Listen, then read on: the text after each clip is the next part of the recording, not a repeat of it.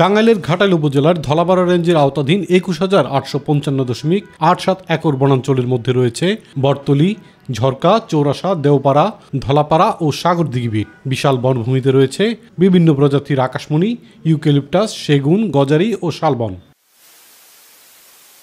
বনের ভিতরে বিদ্যুৎ ও ডিজেল চালিত মেশিন দিয়ে চলছে শতাধিক করাতকল। এসব করাতকলের অধিকাংশেরই নেই বন বিভাগের লাইসেন্স ও পরিবেশ অধিদপ্তরের ছাড়পত্র।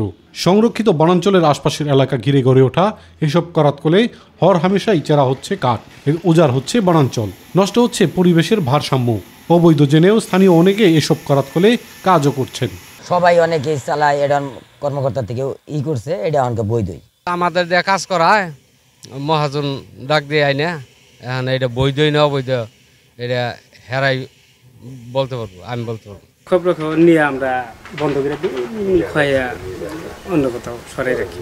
তারা যে সময় হয় আমরা খুলা থুই করি, এটুকু তারা দেখে না। অবৈধই, কারণ সরকারি লাইসেন্স আসলে সকল তো হয় নাই।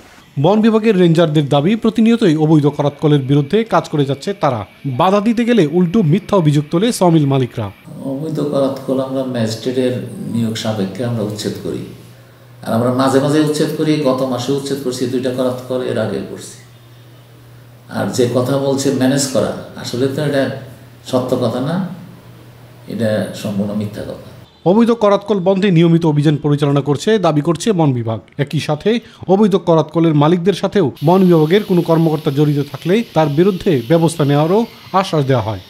বনাঞ্চলে 10 কিলোমিটারের মধ্যে যে করাতকল করতে পারবে না, বা স্কুল কলেজের একটা বিষয় আছে। আবার পৌরসভা হইলে সেটা আবার পৌরসভার ভিতরে আমরা আবার অনুমতি দিতে পারবো। এই বিষয়গুলি মানে কোথায় করা যাবে এবং কোথায় করা যাবে না সুস্পষ্টভাবে বিধিমালায় উল্লেখ করা আছে। এসব অবৈধ করাতকল বন্ধ করে বনের পরিবেশ ও ভারসাম্য রক্ষায় কাজ করবে বন বিভাগ ও স্থানীয় প্রশাসন, এমনটাই প্রত্যাশা এলাকাবাসীর। ইলিয়াস কমল, মাই টিভি।